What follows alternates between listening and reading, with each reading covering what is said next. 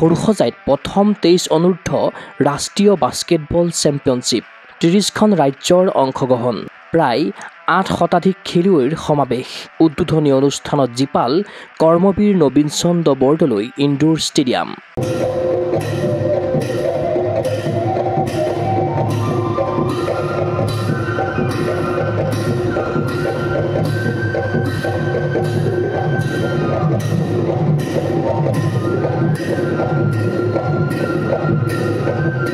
সোমবাৰৰ পৰা 7 দিনীয়াকৈ সৰুসজাই ক্ৰীড়া প্ৰকল্পৰ কৰ্মবীৰ নবীন চন্দ্ৰ বৰদলৈ ইনডোৰ ষ্টেডিয়ামত অনুষ্ঠিত হৈছে প্ৰথম সংখ্যক 23 অনূৰ্ধ্ব ৰাষ্ট্ৰীয় বাস্কেটবল চেম্পিয়নশ্বিপ ভাৰতীয় বাস্কেটবল ফেডাৰেশ্যনৰ সহযোগত অসম বাস্কেটবল সন্থাই আয়োজন কৰা প্ৰতিযোগিতাখনত অংশগ্ৰহণ কৰিছে অসমকে ধৰি মুঠ 30খন ৰাজ্যই এই সৰ্বাংগ সুন্দৰ প্ৰতিযোগিতাখনত মুঠ 55টা দলে ক্ৰীড়াংগনত দাগি ধৰিছে প্ৰদৰ্শন ইয়াৰে 30টা পুৰুষ আৰু 25টা মহিলা বাস্কেটবলৰ দল 23 অনূৰ্ধ্ব শাখাৰ এই প্ৰতিযোগিতাত সমাৱেশ ঘটিছে 800ৰো অধিক বাস্কেটবল খেলুৱৈৰ সোমবাৰে সন্ধিয়া অনুষ্ঠিত উদ্বোধনী অনুষ্ঠানত বাৰেৰহণীয়া সাংস্কৃতিক অনুষ্ঠানৰ লগতে ঢোল পেপাৰ শব্দত ৰজন জনাই গ'ল কৰ্মবীৰ নবীন চন্দ্ৰ বৰদলৈ ইনডোৰ ষ্টেডিয়ামৰ প্ৰাংগণ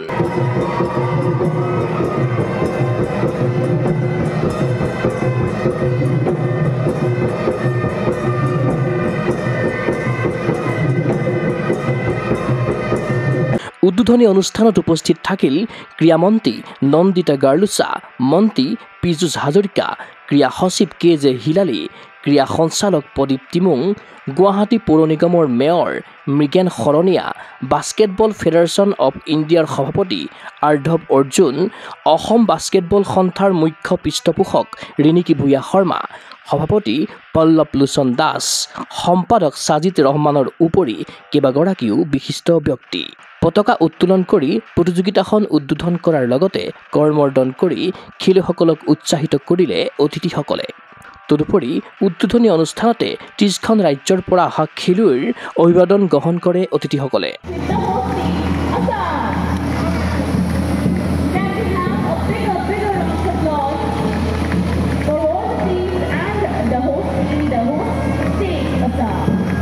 প্ৰায় 28টা বছৰৰ পাছত পুনৰ ৰাষ্ট্ৰীয় চেম্পিয়নশ্বিপ অসমত আয়োজন কৰি আনন্দিত অসম বাস্কেটবল সন্থাৰ মুখ্য পৃষ্ঠপোষক ৰিণিকী ভূঞা শৰ্মা ফাৰ্ষ্ট টাইম অসমত এবাৰ আণ্ডাৰ 23 বাস্কেটবল নেশ্যনেল চেম্পিয়নশ্বিপ হৈছে আৰু এই চেম্পিয়নশ্বিপখনত এটাই ভাল লাগিছে যে ইয়াতে 28 বছৰৰ মূৰত আজি আকৌ বাস্কেটবলটো নতুনকৈ জীৱিত হৈছে আৰু এইটোৱে উদ্দেশ্য যে বাস্কেটবলটো কেনেকৈ আগুৱাই লৈ যাব পাৰোঁ এটা ভাল লাগিছে যে ইয়াতে 30টা ল'ৰাৰ টীম আৰু 25টা ছোৱালীৰ টীম আৰু অল টোটেল মিলি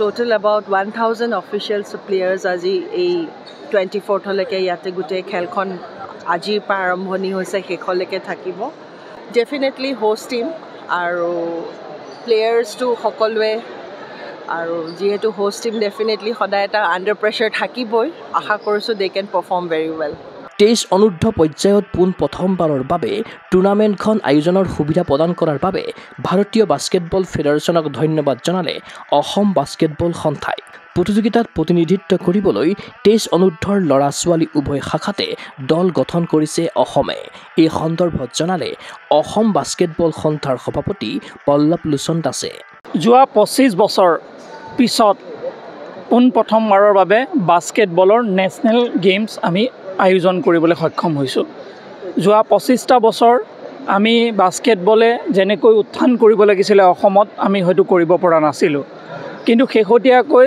ডক্টৰ হিমন্ত বিশ্ব শৰ্মাৰ চৰকাৰ অহাৰ পিছত তেখেতে আমাক পোনপটীয়াকৈ বহুত সহায় কৰিলে ৰিণিকী ভূঞা শৰ্মা আমি সকলোৱে মিলি বাস্কেটবল ৰিভাইভেল কৰিলোঁ আৰু আমি যোৱা 2টা বছৰত বিভিন্ন আমাৰ কৰ্মসূচী গ্ৰহণ কৰিলোঁ আৰু আমি BFI কনভিন্স কৰিবলৈ সক্ষম হ'লোঁ যে অসমত আণ্ডাৰ 23 ফাৰ্ষ্ট টাইমৰ কাৰণে এইটো ফৰ্মেটত বাস্কেটবল ইন্ট্ৰডিউচ কৰা হৈছে আৰু এই প্ৰথম খেলখন যাতে অসমতে আয়োজন কৰা হয় তেওঁলোকক আমি অনুৰোধ জনালোঁ আমাৰ অনুৰোধ ৰক্ষা কৰিলে আৰু BFI প্ৰেছিডেণ্ট নিজে উপস্থিত থাকি আজি এই খেলখনৰ ইনগ্ৰেশ্যন কৰিছে তো আমাৰ কাৰণে সকলোতকৈ ভাল কথা যে প্ৰায় 30খন ৰাজ্যই ইয়াত অংশগ্ৰহণ কৰিছে 30টা পুৰুষৰ টীম 25টা মহিলাৰ টিমে ইয়াত অংশগ্ৰহণ কৰিছে আৰু এইটো নতুন ফৰ্মেট Under-23 এই নতুন ফৰ্মেটত অসমতো আমি এটা টিম গঠন কৰিছোঁ আৰু আমি আশা কৰিছোঁ এই অসম টিমো যাতে ভাল পাৰফৰ্ম কৰিব পাৰে।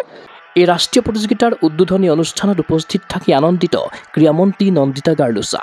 30খন ৰাজ্যৰ পৰা অহা 800গৰাকী বাস্কেটবল খেলুৱৈক শুভেচ্ছা জনালে ক্ৰীড়ামন্ত্ৰীগৰাকীয়ে। Happy to host this. Almost 30 states are participating here. 825 numbers of players are here. They will be playing till 24th, and we expect this to be the very good match, which is going to happen from the rest of the competitions, from all the rest of the states. And I wish them once and all a very best to each and every team that they are representing their own state. 23 অনূৰ্ধ্ব ৰাষ্ট্ৰীয় basketball championship সুন্দৰকৈ আয়োজন কৰাৰ বাবে Assam basketball সন্থাক ধন্যবাদ জনালে ভাৰতীয় basketball ফেডাৰেশ্যনৰ সভাপতি আৰ্ধৱ অৰ্জুনে। লগতে তেওঁ উল্লেখ কৰিলে বাস্কেটবল ইভেণ্টত অসমত থকা সম্ভাৱনাৰ কথা। First of all, congratulations Assam State Basketball Association, all president, secretary, all the office bearers. After 1996, I think the last sub-junior tournament has happened in 1996. So almost after 28 years, this match is going on here. U23 League, U23 Nationals. Almost all 27 states participating in this tournament. Is the first Nationals under 23 in India. So we never conducted in U23 League in India before. Under 13, 16, 18. It's in the senior. The 4 category we did in last 75 years. But 18 to senior, there is no age category giving the opportunity to all the college players. So these nationals will give the opportunity for all the college players. Definitely, after 28 years in the matches going on, Assam have a lot of talented, different genetics, scheduled tribes area, so strong men and women genetics here. So first I requested already the sports minister to start the academy here. We don't have any academies here actually. We should set up the good academies in the age in 10 years. Then if you focus in the age 10 to 20, definitely the more Indian players will come from the Assam. উল্লেখ্য যে প্ৰতিযোগিতাখন অন্ত পৰিব অহা 24 মাৰ্চত। ক্ৰীড়া অনুৰাগীৰ আশা সাফল্যমণ্ডিত হওক প্ৰথম সংখ্যক 23 অনূৰ্ধ্ব ৰাষ্ট্ৰীয় বাস্কেটবল চেম্পিয়নশ্বিপ। ঘৰুৱা খেলপথাৰত ঘৰুৱা লোকৰ সমৰ্থনত ঘৰুৱা দলে পদকৰ উপহাৰ দিব বুলি আশাবাদী অসমবাসী। অঞ্জনা দাস আৰু জবান ৰাভাৰ সহযোগত চিন্ময় বৰাৰ প্ৰতিবেদন গগো স্পৰ্টছ এনি।